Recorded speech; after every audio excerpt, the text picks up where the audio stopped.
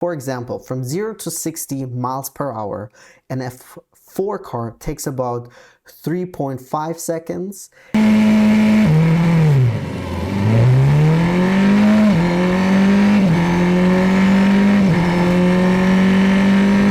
F1 car takes about 2.6 seconds. So a little bit of a difference right there.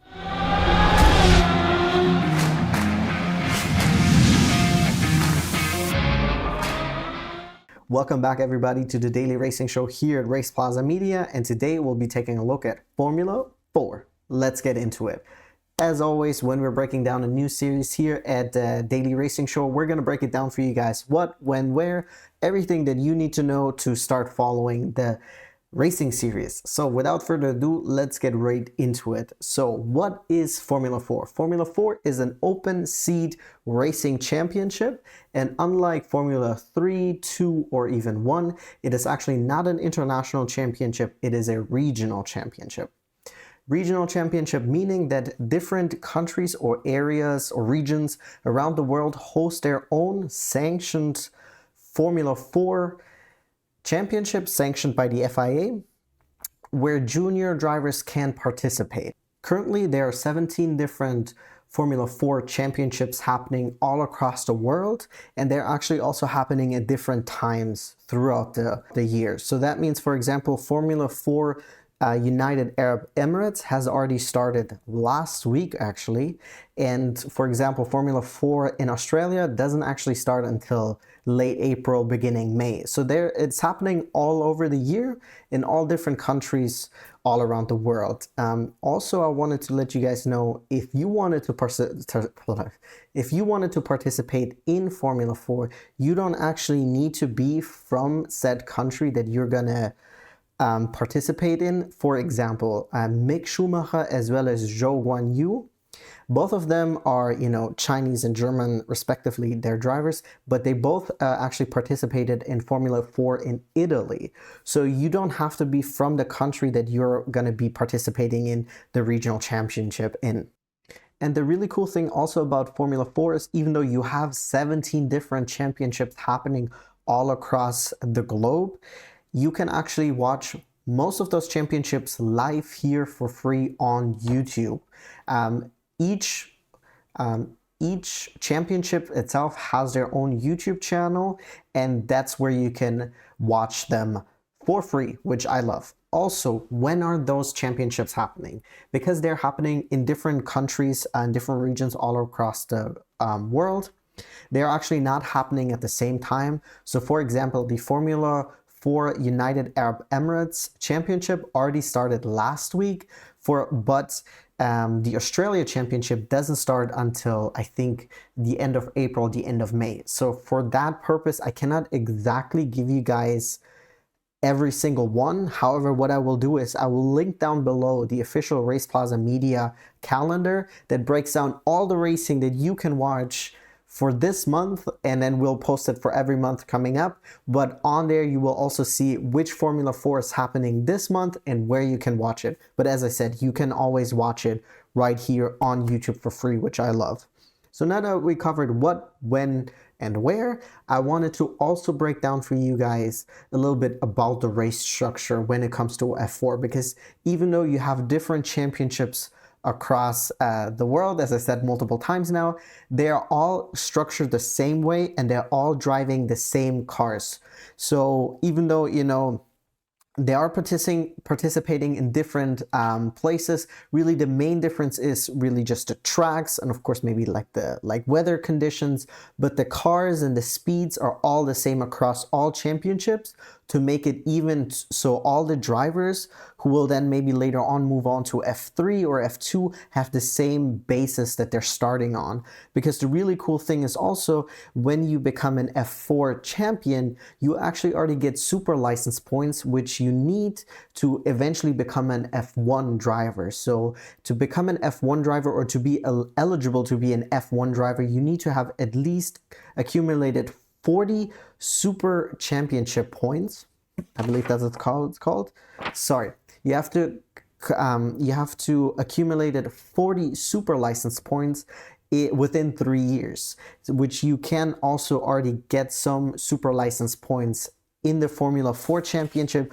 For example, for number 1 place, you get 12 super license points towards your F1 eligibility. Let's get back to the championship structure, which I meant to talk to you guys about. So the way those are set up is that every championship has 5 rounds. And every round is essentially 1 race weekend, and 1 race weekend consists of 2 qualifying sessions and 3 races actually. And the way the starting grid is determined, you take qualifying session 1, your best time, which will determine your starting position for race 1. Your second best time in qualifying session 1 will determine your race, your starting position in race 2, and then your best time in qualifying session 2 will determine your starting position for race 3. And each race consists is 28 minutes long plus 1 lap. So that is exactly how it's structured, which is actually really cool. So you do get to see quite a bit of racing over 1 weekend.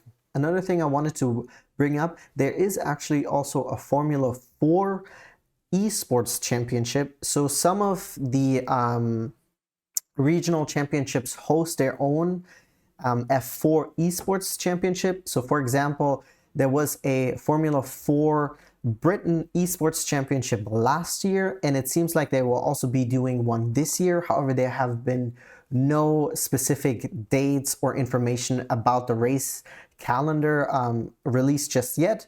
But as always, once we have that information, that will also be included in the RacePlazaMedia racing calendar of the year as well as the month. Okay, so keep that in mind.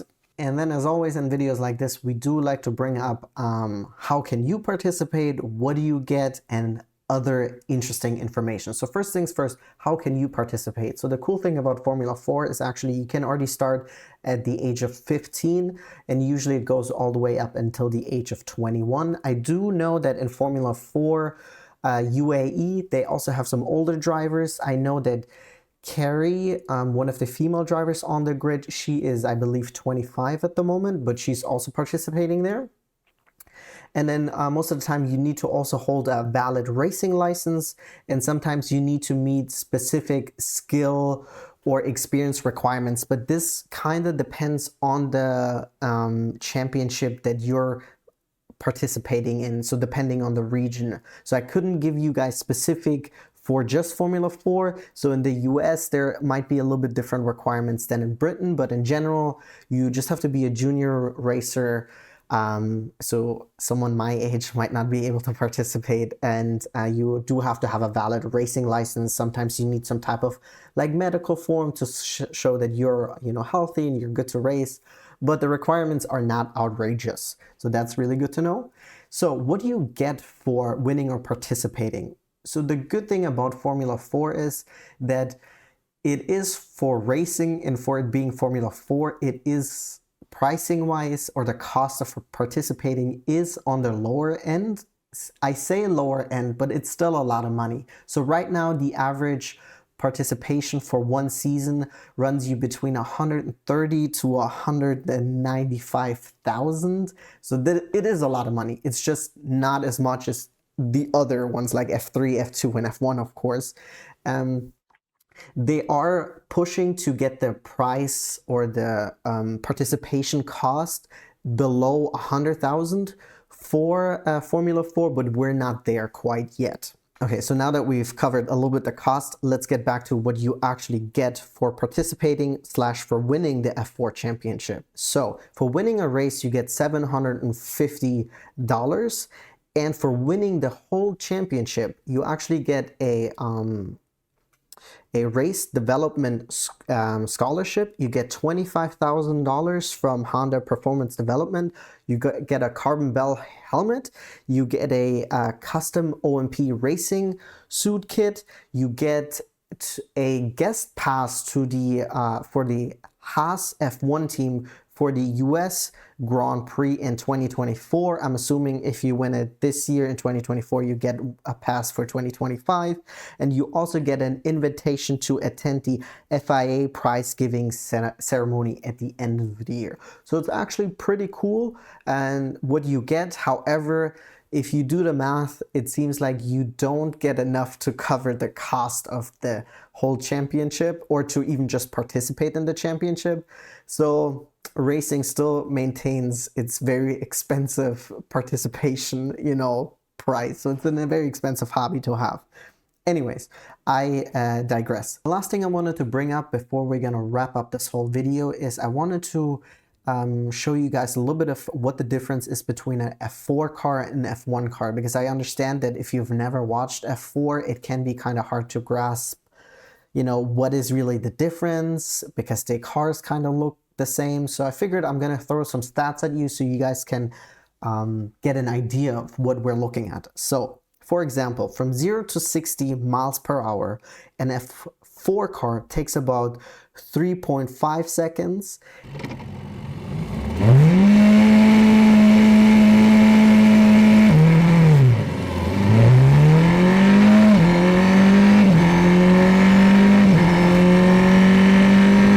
And an F1 car takes about 2.6 seconds.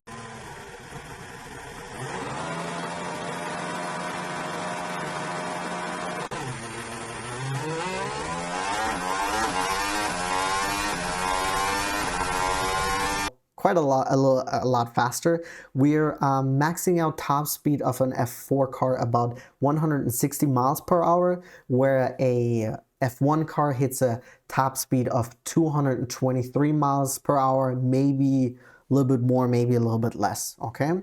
Then all F4 cars actually have 160 horsepower, where F1 cars have 1000 horsepower. So that is like a huge number.